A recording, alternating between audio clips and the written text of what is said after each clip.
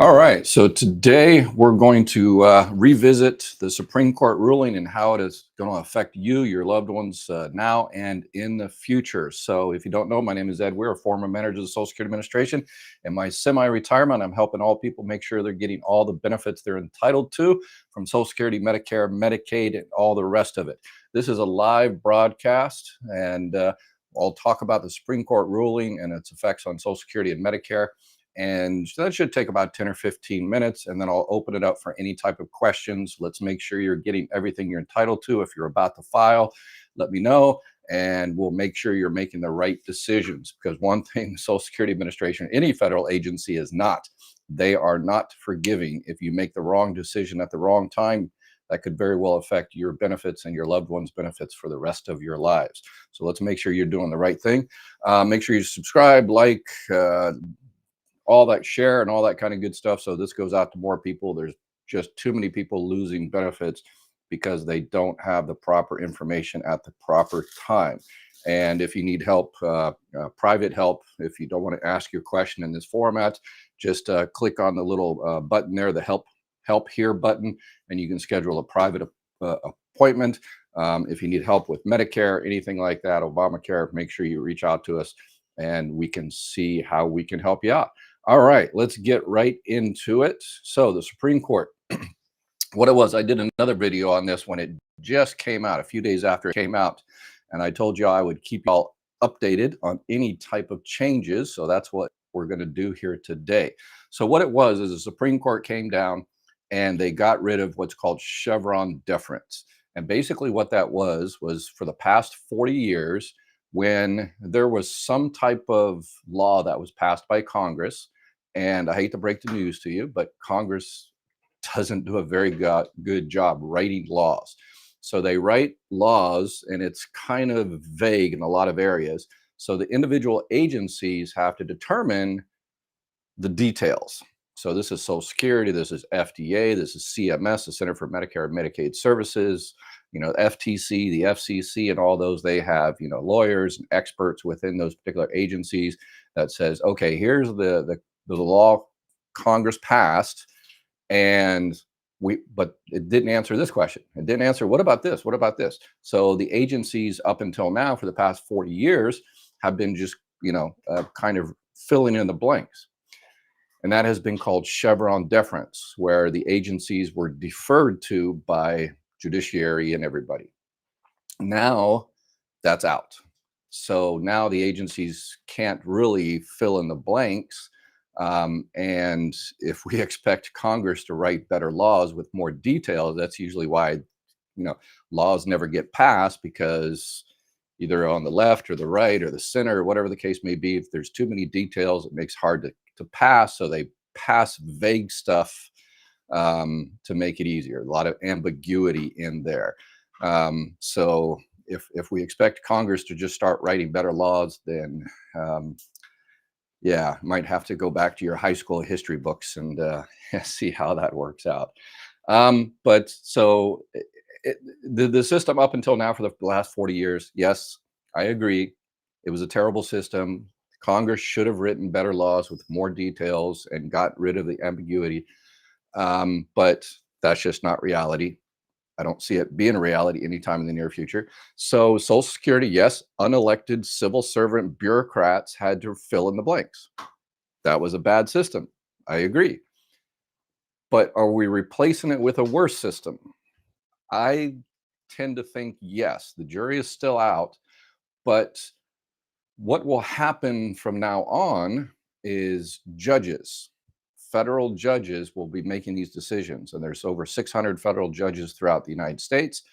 And number one, everything will take longer. All decisions will take longer because up until now, the individual agencies have been able to kind of do their own thing within the confines of the law that was passed by Congress. And the very first question that I'm sure everybody's asking me, okay, that's all theoretical, Ed, who cares, yada, yada, yada. Some people like this stuff, but some people are like, okay, how's that going to affect my check this month? I'm getting a lot of questions on this. And right now, this is why I'm keeping up on this on a daily basis. and informing you and updating you when this will affect you. But as of right now, July, quarter the end of July here, 2024, it's not affecting you. There's one that will affect you possibly, and I'll get to that in a little bit. But in terms of your check, in terms of, okay, I'm about to file for benefits. Should I file for benefits now or should I wait because of the Supreme Court law? I would not make any changes to your plans. If you planned on filing at 62 next month or 65 or waiting till your full retirement age or 70 or whatever the case may be, I would just keep on keeping on. And obviously, keep up to date on everything. But as of right now, your checks are still going to come. Same pay date. Nothing is going to change. You're still going to get survivor benefits. You're still going to spouse benefits. There's some political components out there that are trying to get rid of spouse benefits for certain means tested and stuff, but those are just study committee recommendations. There's recommendations about increasing the retirement age, and so go back to the old 1970s schoolhouse rock, how a bill becomes a law.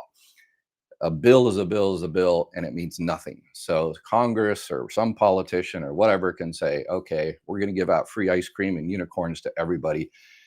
And it means nothing, except for everybody on social media will start broadcasting, no, you're getting more money, you're getting more. No. That's just a bill that one person, one congressional representative in some small little town, let's use my place I went to high school, Paris, Texas, some local House of Representatives, free ice cream and unicorns for everybody.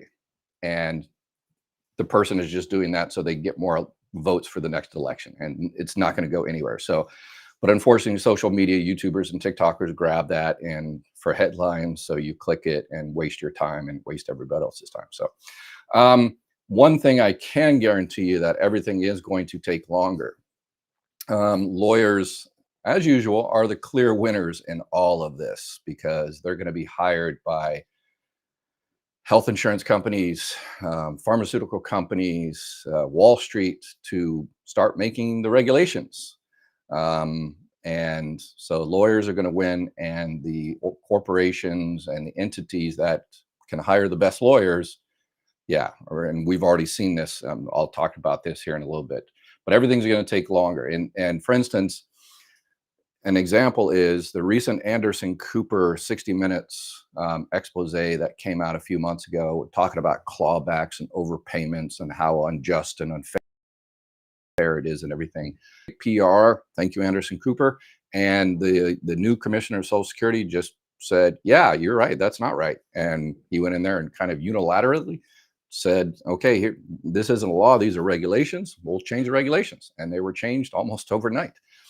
Yeah, you're not going to see that anymore because all the lawyers are going to get involved and the courts are going to get involved, and it's going to be a big thing. So as usual, the lawyers are definitely going to make out. All right, so the new system is unelected judges are going to be making our regulations. And how do unelected judges make those decisions? Well, they have to have a lawsuit that comes to their court.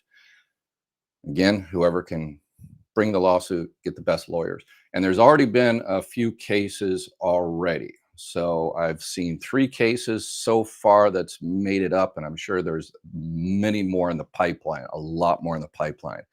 So one is the Center for Medicare and Medicaid Services, Medicare, noticed that some Medicare insurance brokers and agents were steering people to particular plans in their area that might not have been the best for them, but it was best for the agent or broker because they made more money. So these big insurance companies would say, hey, if you enroll them in our plan, we've got these extra fees that we can give you and yada, yada, yada. And CMS said, yeah, no, you can't steer people. You have to suggest to them the best plans for their particular case, based on their doctors and their, prescriptions and, what they need, dental, vision, hearing, low cost for MRIs or doctors or hospitals or whatever the case may be. So you cannot steer people like that based on your particular profit motive. And that was a new regulation that I 100% behind that one.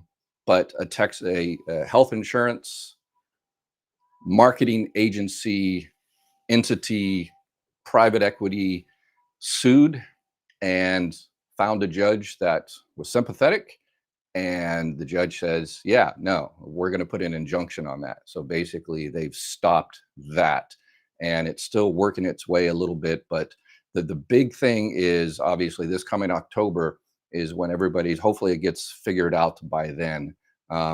You're able to change, most people change their plans or review their plans during the annual enrollment period, October 15th to December 7th.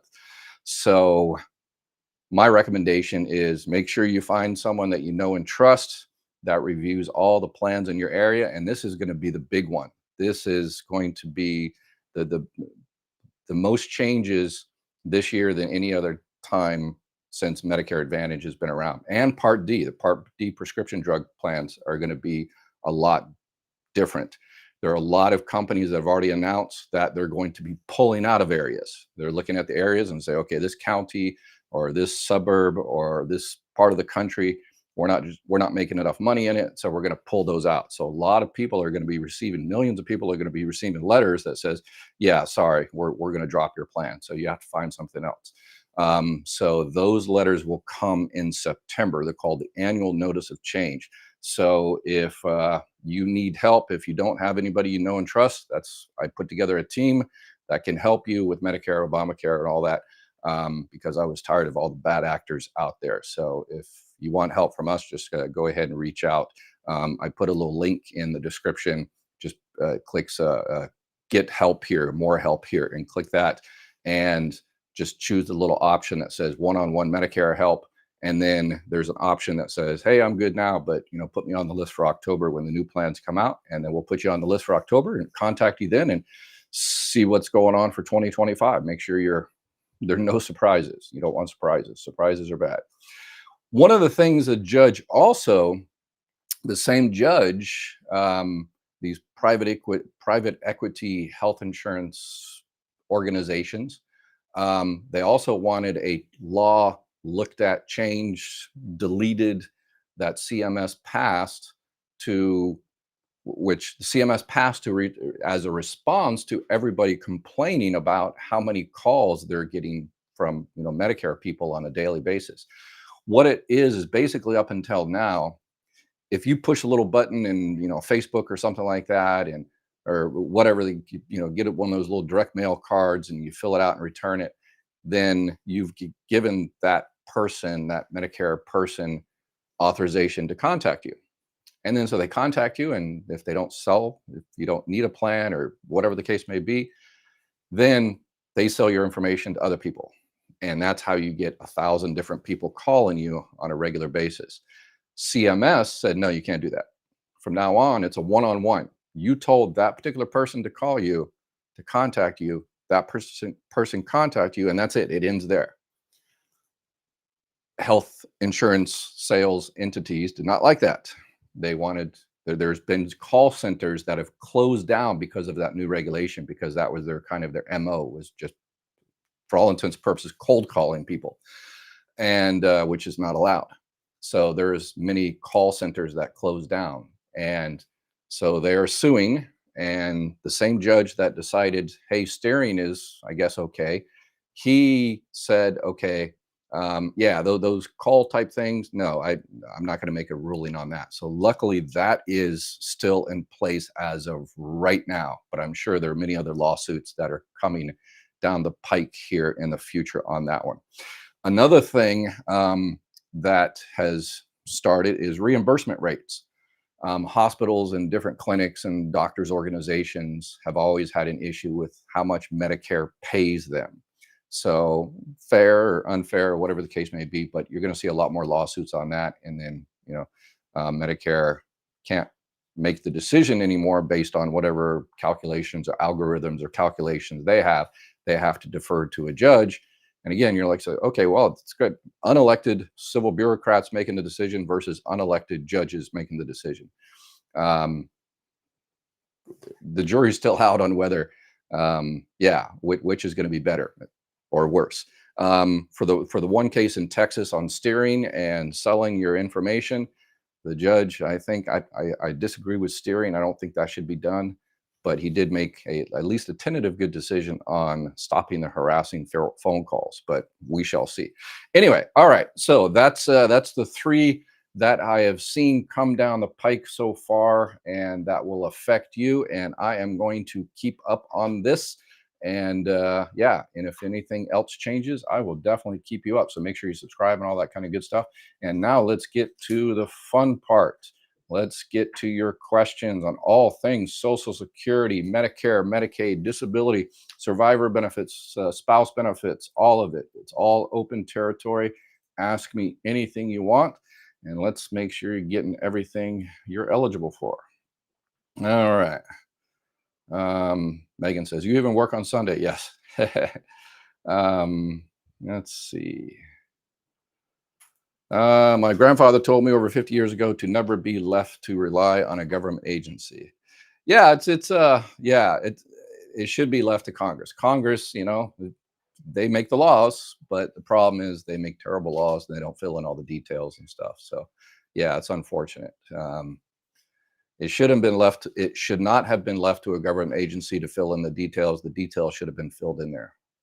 But is the solution now to give it to judges, hand-picked judges? Again, these are big, giant private equity, lawyer, health insurance companies, Wall Street that are, got those lawyers that are paying $1,000 an hour, and those lawyers have been working overtime since that Supreme Court rule came down, and they're saying, okay, go get us some money. Go change the regulations of the government. Now we can change the regulations of the government. So yeah, it's Darling, thank you for all, and I have been sharing your info. Oh, awesome. All right. If you want to live a real life version of The Handmaid's Tale with more government control, like the Supreme Court is doing, yeah. All right. Try to stay away from outright political type stuff here. Good day, sir. My question is from my neighbor, Barbara, 64. There we go. Thank you, eTruth, for taking care of those around you. That's what we like here. Barbara, hey, Barbara, she is 64 and she still works periodically. She receives EBT medical. She wants to wait till FRA if she goes back to work, should she drop EBT. So food stamps, this is what we're talking about, and probably Medicaid. So she is not receiving her Social Security benefits, but that's usually when you receive any type of welfare-based benefits, food stamps, Medicaid, and all that. Yeah, usually they require you to file for any benefits out there. So it's interesting that they didn't, mandate her, because if, they're like, hey, we'll give you, $1,000 of, food stamps and medical benefits and stuff like that. And you're like, yeah, I've got $2,000 waiting for me in my Social Security retirement. So they say, oh yeah, no, you have to file for that first. And she is interested in going back to work. Yeah, if you file for early retirement, you're limited to the amount of money you can make, and that's $22,320 this year. So as long as she stays under that, then essentially nothing will be withheld. Okay. Please keep political prejudice to yourself. I agree. Yes, I try to avoid any type of mention of specific political parties and all the rest of it. So I've got my own opinions, but y'all don't care about those, and that's fine. Let's see here. Kind of question. And that's why I've always been employed my entire life, never taken a free ride in the whole life. Yep. Yeah. Yeah, that's why disability, it's life is what happens while you're making other plans. So sometimes, a lot of people that are on disability never planned on being on disability. Or a lot of people didn't intend for their children to receive surviving child benefits because of some terrible accident or something. So yeah, I wish we had better control of our lives, but yes. They have been wanting to either end or decrease many aspects for years. However, now there is an easier way to do both. Yeah, I am a super positive person, but I don't think this is a good thing. Yes, I agree. Civil bureaucrats, unelected bureaucrats making those minute decisions based on their interpretation of what Congress intended. Sometimes the bureaucrats overextended themselves. Yes, but now it's the Wild West. Jimbo, I started drawing benefits when I was 64. They had my birthday wrong, had me at 63. Went into the office. They said, it can't help you. I have to do some BS. Yeah, that doesn't make sense at all. You don't have to do an appeal to correct your date of birth. So on your Social Security card, whenever you applied for your Social Security card, however many decades ago, that's how your date of birth was decided. So somewhere along the way, somebody put it in incorrectly, which is an easy fix. I don't know if that's an appeal. That makes no sense. Um, so in that case, if you just need to correct your date of birth, all you have to do is just get your original birth certificate. And when I say original, I mean the birth certificate from the issuing agency. You don't need your original that you've had, for 50 or 60 years. No, just contact wherever you were born and say, hey, you need, a copy from them of your birth certificate, and they will send you the original, the stamp and all that kind of good stuff. And then you just take it in there and you correct your date of birth. That we've I ran the third busiest Social Security office in the country, and that's one of the easiest things that could be done. So I'm not sure in why they said you need an appeal, unless you have been receiving benefits and you received them based on a wrong date, and therefore your benefits were reduced or unreduced or whatever the case may be, and therefore you have an overpayment or underpayment. Then you might have to file an appeal for that overpayment. So, but just to change your date of birth, yeah, that's no, easy, easy, easy. Just notified of DIB approval. Congratulations. My income in May and June was a few dollars over the 1110 trial work limit. Will these months count towards trial work period? Yes. So you worked a little bit while you were waiting for your disability to be approved, and that just might be your trial work period. However, if you're still working, or if you've stopped work, you only did it for a couple of months and then you kind of stopped work or whatever the case may be, um, you can ask for what's called a UWA, unsuccessful work attempt. Say, hey, I was waiting for my disability to be approved, and I just tried to work as much as I possibly could. I did it for a couple of months, but now I really have to cut back. Have to stop or whatever the case may be. And what they can do is write it off as an unsuccessful work attempt, so it doesn't count as a trial work period. That is a strategy. So try that. But again, so you have 9 months as a trial work period. They're not necessarily consecutive. So if they say, no, we can't write it off as a UWA, then you've got those 2 months as a trial work period. And then, so that means you've got 7 more months within the next, 36 months to use that trial work period. So, and if you're just going to stay under that trigger, the 1110, then, you don't have to worry about it. Is it best to file for Social Security retirement in December 2024 with first check in January, so no delay of DRC payments? If I wait till January to file, lose 1 year's worth of 27. You don't lose it. The final year. Yeah, the final year of your delayed retirement credits, those incremental months. It just the Social Security computer system takes a while to calculate those and find out exactly how much you did for that calendar year and everything like that. You'll still get that money. So whether you start in December or January, it doesn't really matter, except for, in every month you delay, you get a little bit extra of delayed retirement credits. But in terms of, you're not losing anything. It just takes the computer system longer to figure it out if it's a partial year. So yeah, if you want to start it in January, then you'll get the money quicker, but you'll get the money. That's super long story short. You'll get the money. It just might take a little bit longer. So for tax purposes or whatever the case may be, you want to wait until January to get your first check, then Just wait till January. Don't worry about, whether you'll get it or you won't. You'll get it. It just takes a little bit longer for one rather than the other. Darlene, I'm still waiting for my claim. They found my formal military different spouse, married for 25 years, spouse retired military, waiting on award letter.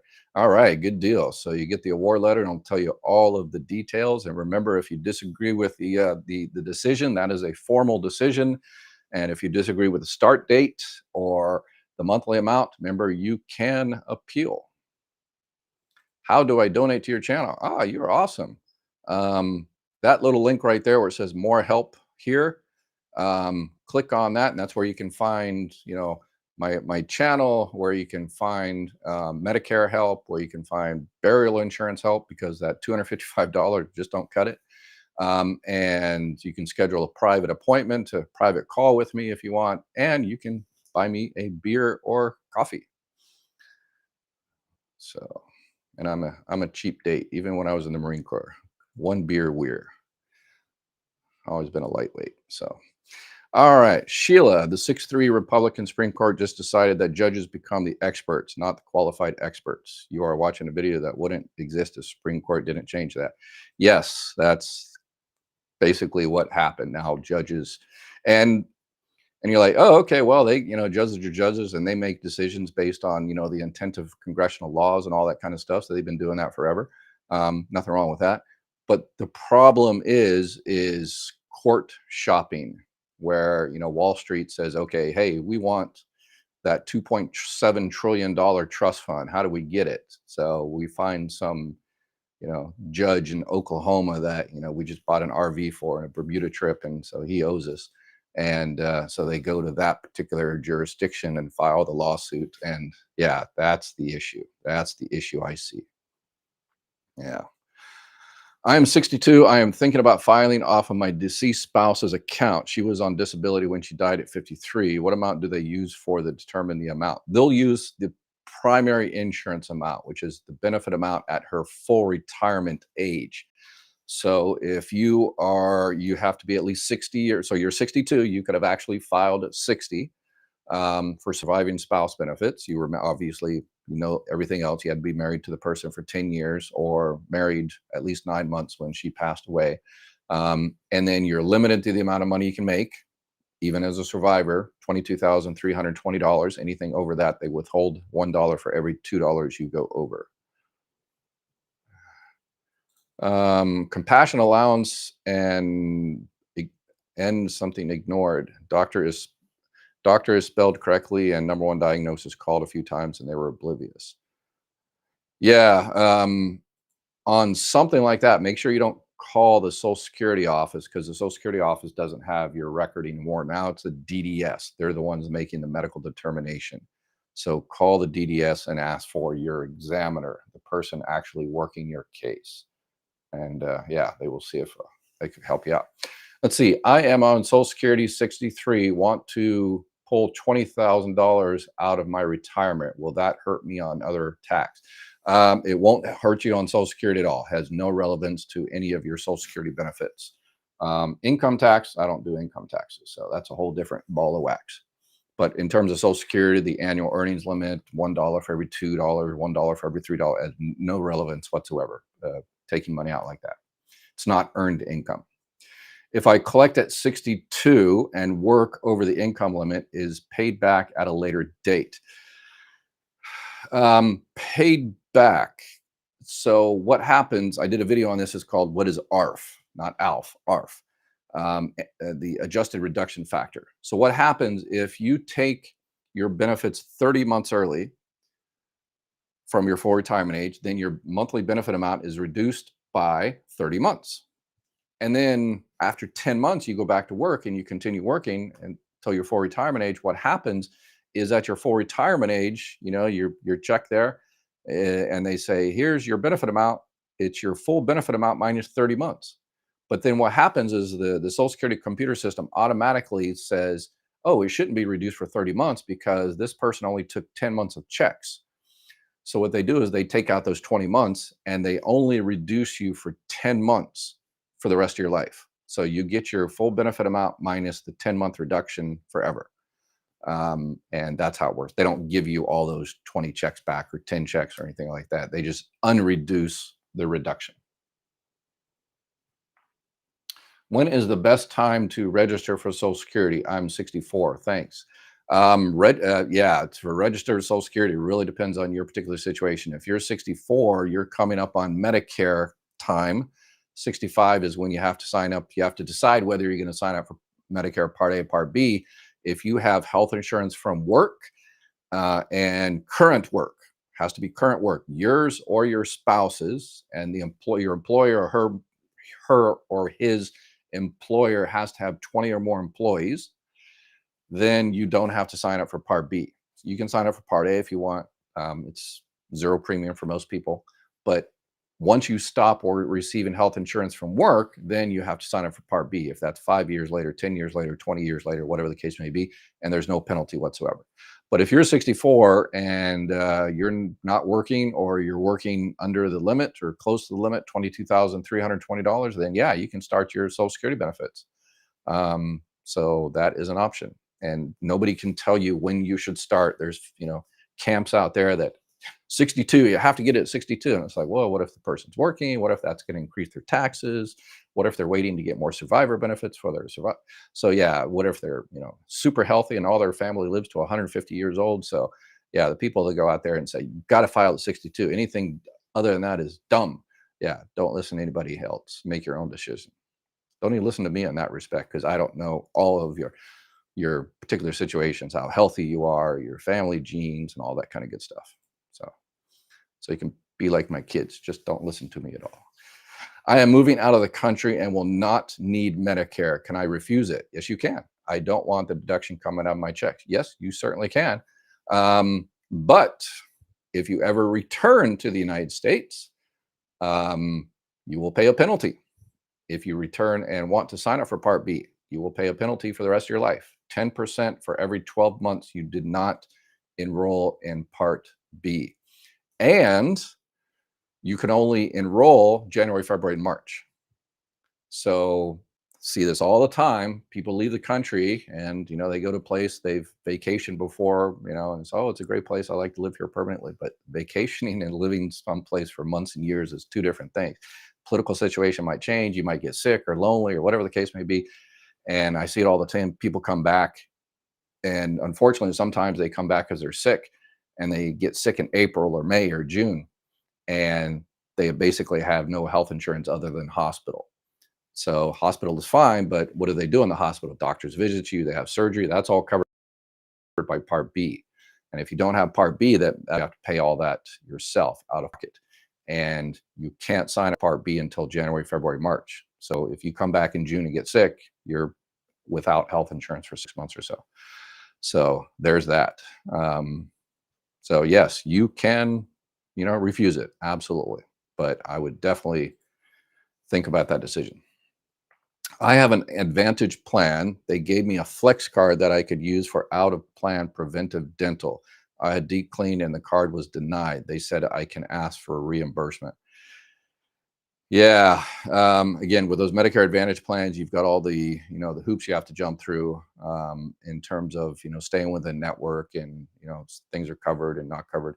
So I would, yeah, if you ask the doctor at that time, the dentist, say, hey, here's my card. You're about to do X, Y, and Z to me. Here's my health insurance. You better make sure you're going to get paid from that, because I ain't got no money. So, and if they didn't do the right thing, and whoever in the front office of that dentist's office didn't check to make sure whatever they're doing to you is covered, then yeah, that's an issue. I think flex cards being a scam, bait and switch. They are a reality. They are out there. And yes, I agree. The way they're marketed is kind of bait and switchy. And again, this is another thing that CMS Medicare, those ogre, totalitarian, dictatorial CMS civil bureaucrats did, is they came down and they told these Medicare Advantage companies, these health insurance sales organizations, they said, this is a terrible decision, right? They said, you can only advertise things available like flex cards to people that can actually get those. Is that a terrible decision or what? Because what has happened over the last several years is you get one flex card somewhere in the country. Again, I'll use my high school place, Paris, Texas. And then let's say, for instance, it has $5,000 of dental on there. It's the best one in the country. So these organizations have been putting out on Facebook and all over these different places. Hey, call us and we can get you a $5,000 dental allowance. And they advertise it everywhere in the country, all the way from Florida to Washington, California to Maine. And then you call them up in from any other place than Paris, Texas, and they say, "Oh yeah, sorry, yeah, no, it's not available in your area." So that's kind of bait and switchy. And then they do the hard sell and convince you to do something else and whatever the case may be. They just want to get you to call in. And CMS, those evil bureaucrats, said, "No, you cannot do that. You cannot do that kind of bait and switchy type thing." So I'm sure these insurance companies are walking into some federal courthouse right now and saying, "No, we can do these bait and switchy things because CMS ain't the boss of us anymore." So, but they do exist. Those flex cards do exist. They're going to be reduced, I think. Uh, Pretty much everybody thinks that all of the benefits, all those extra benefits, and if you have a Medicare Part D plan and you have, you're paying this much, those are going to be affected. And it's like, well, it was, zero for generic last year. Well, not next year. So, and those, we almost know that those zero premium Part D drug plans are pretty much going to go away. Those 50 cents, dollar, $5 Part D plans. Yeah, those are going to go away. We've seen anywhere from probably $25 to $100 for Part D plans for 2025. So get ready. It's going to be a crazy season. So be prepared. Helping someone in California. There we go. That's what I like. No one at Social Security knows what I'm talking about. Faith. All right. Yeah. Ask your question there, Faith, and let's see if I know what you're talking about. Question: what exactly can the president do for Social Security without Congress SCOTUS approval? Well, they could pass a budget, and one of the number one things they can do is, with a plan. If you read the current president's plan, he talks about, giving more money to Social Security to, because they got a 27-year backlog, and they really need to improve customer service. If they had really good customer service, y'all would never see me. I wouldn't have to be here helping y'all out, making sure you're getting all your benefits, because you just call Social Security and they help you out. But that's not the reality. So that's what one thing a president can do is fund Social Security to improve customer service. And they also have a plan that sometimes, Congress says, "Well, thank you for your plan. Here's, as we used to say in the Marine Corps, file 13, the circular file," which is throw it in the garbage. But sometimes it depends on how everything is made up. So the current president, I just did a video on this a few days ago, talk FICA taxes for those over $400,000. Right now, there's a cap to how much. So like you and I, and probably everybody on here pays, when you worked all your life, you paid probably every dollar you made, part of that went to FICA, Social Security, and Medicare. If you made over 160,000 this year, then you don't have to pay into the Social Security part. So the people that make a lot of money, we pay 6.2%, and then our employer pays 6.2% for Social Security. Yeah, but if you're really rich, you pay possibly nothing. Yeah. Let's see here. Can I collect widow's benefits on top of my Social Security when I retire? I watched your double pay video and it didn't quite make that out. Yes, I did. Yeah, it was one of the first ones I talked about, but I went through it really, really quickly. Yes, apologize for that. I just wanted to give a kind of an overview, so you can come here and join me and I can fill you in. Yes, if you're receiving, if you're receiving benefits on your own record, and you're also entitled to survivor benefits, then yes, apply for those survivor benefits. So for instance, if your benefit amount is $800 and you're entitled to survivor benefits of $1,000, you'll continue to get your $800 plus the difference. So you'll get an extra $200 from your survivor benefit. So you'll be getting essentially two checks, a retirement benefits on your own record and a widow's benefit for a total of $1,000. It's two checks technically, but it comes in one direct deposit and stuff like that. So yes, absolutely. Please call and schedule an appointment and see if there's any extra money there. That's how you find out if there is extra money. You call up the 800 number and say, hey, I want to file a surviving spouse claim, widower's claim. It's all the same thing. I want to file a surviving spouse claim. And they will say, okay, on whose record? And then you tell them. If you don't have the Social Security, no problem. Just give them, as much information as and they can find the Social Security number, and they will check that benefit record and see if there's any more money on there. And if there's any more money on there, they will schedule an appointment. If there's no more money on there, then they'll say, yeah, there's no more money on there, so they won't schedule an appointment. Yes. Let's see.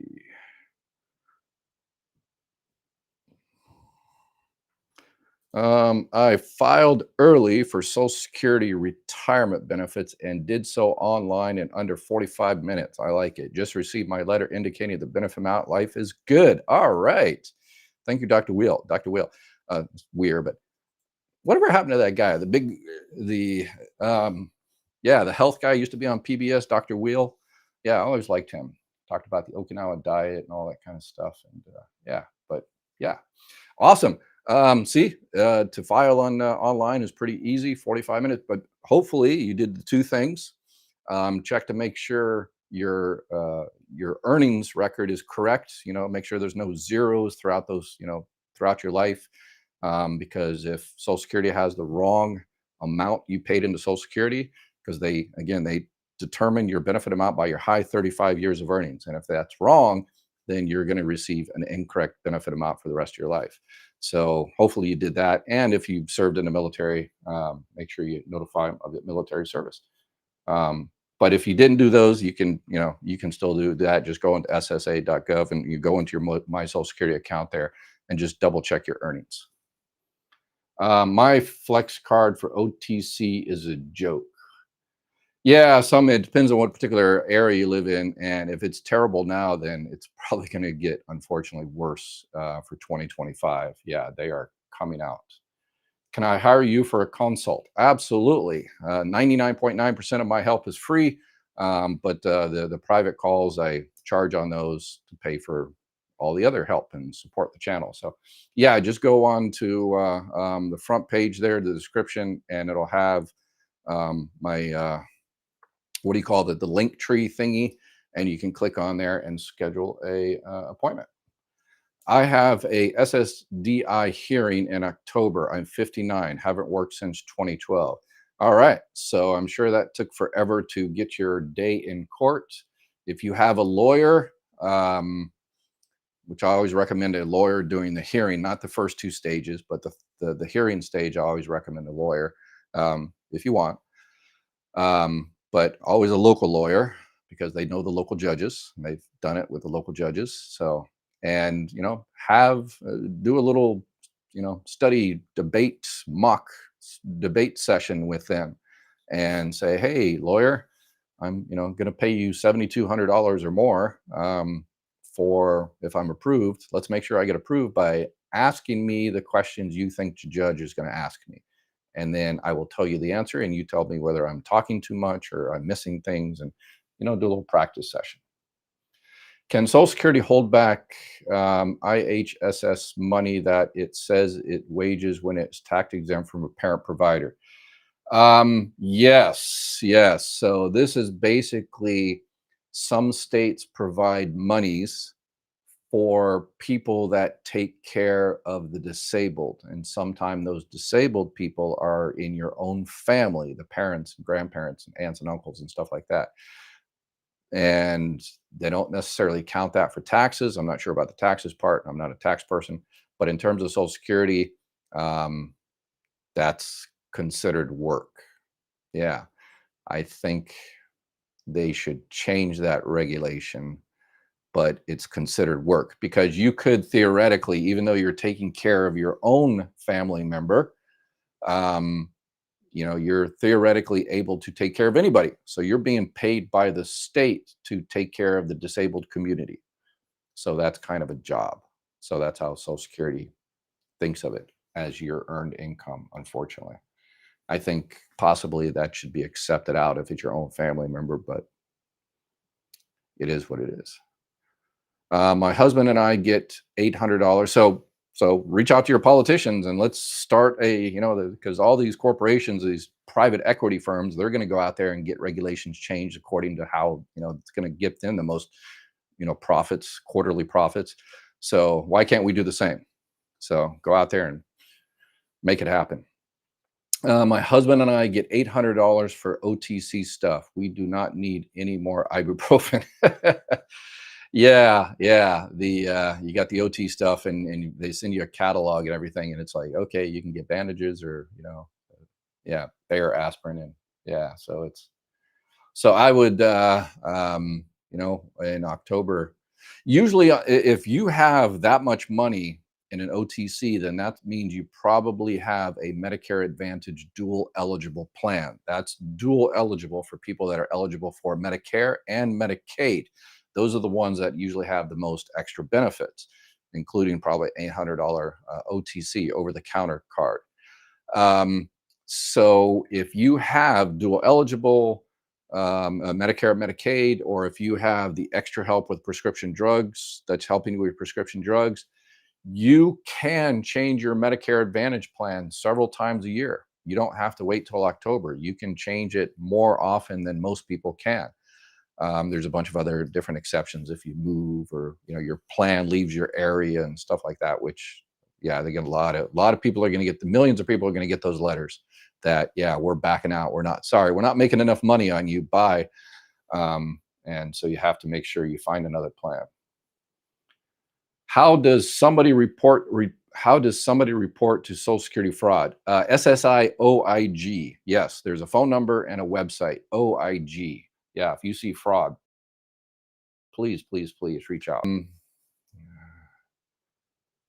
Let's see here. Other questions.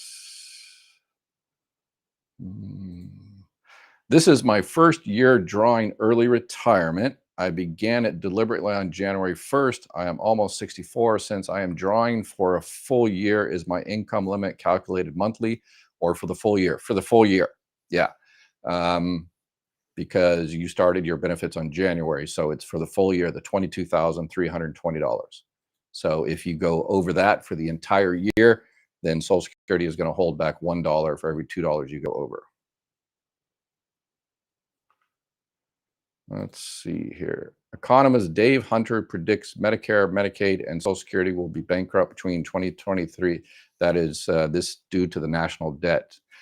Dave Hunter hasn't got a clue what he's talking about. I've never heard of Dave Hunter, but number one, it's impossible to go bankrupt. I just did a video on this a couple days ago, because unless 360 million Americans die, and they stop working, because as long as you have people working, they're going to pay into FICA. So you're always going to have money coming in. So whether you can pay all of it, that's the issue. Between 2033, 34, 35, it changes a little bit every year. Only going to be able to pay about 83%. But Social Security will be able to pay 83% of benefits. Now we just need to figure out how we're going to fund the other 17%. So it's impossible to go bankrupt because they're always going to have money coming in. And this is due to the national debt. Social Security has nothing to do with the national debt whatsoever. Social Security funds are held in a specific account, special bonds. So it's not stolen by every single penny. Of the $2.7 trillion is 100% accounted for. All you have to do is read for yourself the trustees report that comes out every month. So Dave Hunter needs to get a better job.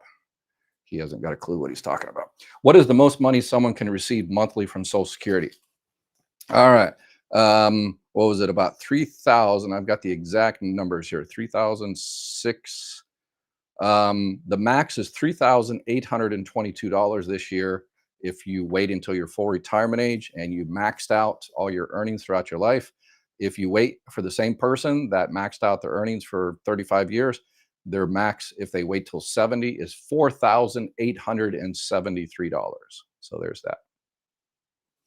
Hi, Dr. Weir. Thank you for your help. Is trial period counted before the approval decision while waiting or after?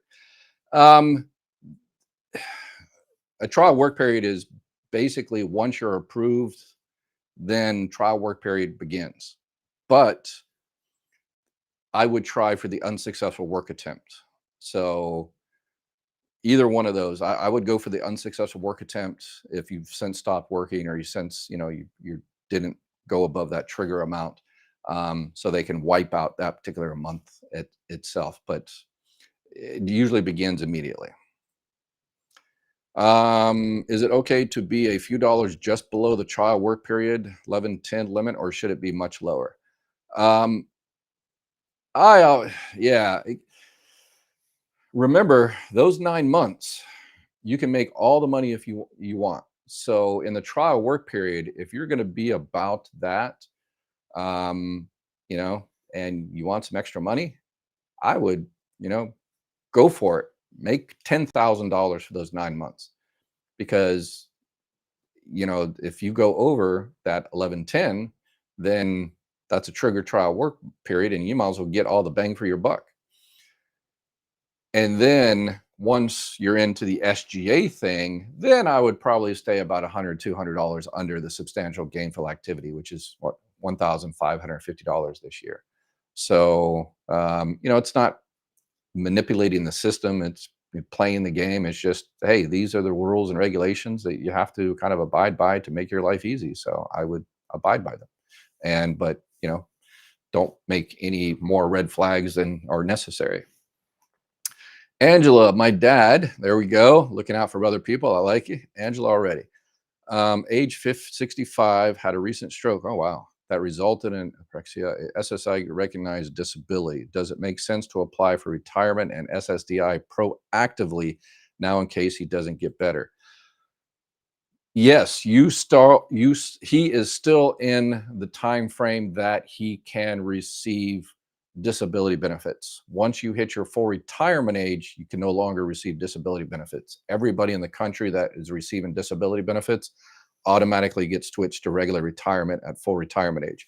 It's not going to help him with Medicare because he's already 65 and already received Medicare, but it just might increase his benefit amount. So that's the only change. But it depends on how long he's been getting his retirement benefit. So it might increase it a little bit. So you can call Social Security and say, hey, if my father files for benefits and he's approved as of January 2024, how much is that going to increase his benefits? Because he's already been receiving, or whatever the case may be, and they'll be able to tell you how much that will increase the benefits. But if it only increases at 10, 15, or $20, then you can make that decision whether you want to go through all the stuff for an extra $10 or $20 a month. So I was on SSDI when my wife died in 2017. I have been back in the workforce the last 3 years, no SSDI. If I decide to apply on her account, do I receive SSI, or does it revert back to SSDI? Neither. SSI is the welfare-based program. You won't get that unless you're, income resources, the welfare-based program. But an SSDI, no, because unless you became disabled before you're filing for disabled widows benefits. But if you are talking about just filing for survivor benefits at 60 or after 60, then it'll just be survivor benefits. And remember, in this particular case, you don't have to file for benefits on your own record. So you can go ahead and file for survivor benefits at 60, get those survivor benefits, and then at 62, you can switch to your own record, or don't touch your own record and just let it increase until your full retirement age. And then if it's a lot more, then jump over to your own, or if not, then wait for delayed retirement credits. So correction, Dr. Weir. Yeah, no problem. Just don't call me late for dinner, right? Oh yeah, no problem at all. Yeah. If you retire at full retirement age in 2024, your maximum benefit would be 3,822. Yep. Good, good, good. All right. Now somebody's coming out with the calculations too. All right.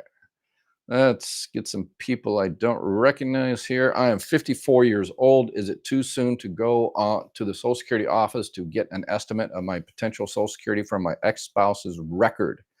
I like to try to plan ahead. Wow, yeah, you do like plan ahead. That's awesome. Um, it's difficult because they don't want to give you information on someone they don't know that you're eligible for that information. So you might have to take your marriage certificate and divorce decree down there and find out if that benefit amount is more, and that might change in the next 6 years or whatever the case may be. So yeah, you can't schedule an appointment for that because you can't, it's not a claim type thing. So you just have to go down there or call the well, you can't even call the 800 number because you have to prove that relationship there. Or you can find out if there's any money at all on there. Easy way to do it. You can call the 800 number and say, hey, can you, tell me how much my benefit would be at 62? And then tell them the information of your ex and say, is there any other money there? And they'll just tell you whether, oh yeah, no, you can't get any more there because your benefit amount is over half that person's full benefit amount. So at least you'll know whether there's a penny there, or they don't pay pennies, but a dollar there, right? Now, let's see. I had an error in past earnings corrected 2 weeks ago. How long to expect correction to take effect? Oh, okay, good. So you found awesome. You went into my Social Security and you saw a 0 year or something like that. It was incorrect. You provided the documentation and to the local office, and hopefully they make the calculation and correct it. How long it will take? 27-year low in staffing, so the customer service is wanting. Hopefully they do it soon. So I would keep an eye on it. And the great thing is, if you've been receiving Social Security benefits for, let's say, 10 years, and you find a incorrect year, that happened 12 years ago, and that increases your benefit amount, that'll increase your benefit amount going back 10 years. So if it's an extra, $5 a month, you'll get a nice little check, $60 times, well, $600, right? So, hey, they'll pay it all the way back with the COLA increases and all that kind of good stuff. That's automatic. As soon as they put it into the system, it'll just cut it out, cut the check. So yeah, just keep an eye on it and make sure, you do it right. What they have to do is they have to go to Medicaid and do a 2.8, and it's an internal, so it's kind of complicated to get it corrected, but hopefully they do it right. So just keep an eye on them. I started collecting at my FRA and continue to work. Will be benefit automatically be recalculated and increase, or do I need to contact Social Security? No, it's all automatic. So if you start receiving your benefits at full retirement age and you continue to work and pay into Social Security, then everything is automatic. Once you file your taxes next year, the IRS will send that record to Social Security, and Social Security will look at it and say, hey, Lou, that was one of his high 35 years last year. So we'll take out the low one, stick this new one in there, do the recalculation, and give him some extra money. That's 100% automatic. But it does take a little time. The COLA increases, that comes immediately in January because, it's decided the year, a few months before. When you do a benefit recalculation like that based on work, it's not going to happen until you file taxes, and then the IRS has to notify Social Security and Social Security. So it takes a little bit of time. But if your benefit amount increases, they'll do the same thing. You'll give you benefit increases starting January. So you won't lose any money. It just takes a little bit long for it to go through the system. Ed, is 1050 or 1550 that you earn after your trial work period without the trigger? Yeah, so the trigger is the 1110. Let me double check. Yeah, the trial work period trigger is $1,110 this year. So that, if you go over that amount, people often confuse the trigger month with the trial work period trigger month with the substantial gainful activity. It's two different things. So your trigger month for a trial work period is $1,110. So If you make $1,109, that's not counted as a trial work period month. As soon as you hit the 1110 and over, that is a trial work period month. And then after that, you get the extended period of eligibility for 36 months. And anytime you go over SGA, substantial gainful activity, which is the $1,550, then you don't get a check for that month. All right, we're almost out of time. Let me get two more people that I don't recognize that are new here. I'm not collecting mine Social Security yet. 64 years old, working. Can I get widow's benefits? And when I retire, do I get widow's along with mine? Confusing. Yes, it is all confusing. All right. So the work is an issue, because you still have to limit your work if you're going to collect any type of benefits, widow's or whatever. So here's what you can do, the options you have with widow's benefits, surviving spouse benefits. You can file for surviving benefits, surviving spouse benefits, and start receiving those, and don't touch yours. And then yours will continue to increase until you hit your full retirement age or 70, get those max delayed retirement credits. And all the while you're just receiving widow's benefits and you're waiting for yours to increase. And when yours increases to the level you like, just jump over there and start getting your own benefits. So that's a beautiful thing. All right, this will be the last one. What if you never reach 35 years of earnings? Do you still receive benefits for the years you did work? Yeah, they determine your benefit amount by your high 35 years, but if you have some zeros in there, then unfortunately those zeros are calculated in there. I think the president's idea, one of his plans is to kind of freeze out those years if you spent those years raising a family. So normally that, those, if you work 30 years and, took out 5 years to raise a family, then those 0 years would be calculated in there and decrease your benefit amount. But it sounds like his plan is to freeze out those years so it doesn't hurt you. So I think that's a good plan. Disability has the same type of thing. It's called a disability freeze. So I think that's a good. Hello from California. All right, this will be the last one. I don't recognize Kitty, so. Hi, I started getting Social Security benefits at age 62, but I continued to work until 79. Am I getting a maximum benefits from Social Security taking, even though I started at 62? No, yeah. Once you are reduced and you continue to receive your benefits, then your benefits are always going to be at the 62-year-old reduction, the full reduction. You're still going to get COLA increases. And if you continue to work and paid into Social Security in the 20 or high 35 years of earnings, then that will be recalculated in there and your benefits will be increased. But yeah, if you take your benefits early, then your benefits are always going to be reduced if you continue to receive those benefits. So, all right, that'll do it for today. Thank you all. Make sure you subscribe and share. A lot of people out there, I'm sure someone is not getting the benefits they're entitled to. So please share this, have them come on over and we can help them out. I've got over 600 videos and I'm just going to keep on keeping on until everybody in the country gets what they're entitled to from Social Security. So y'all take care. Bye-bye.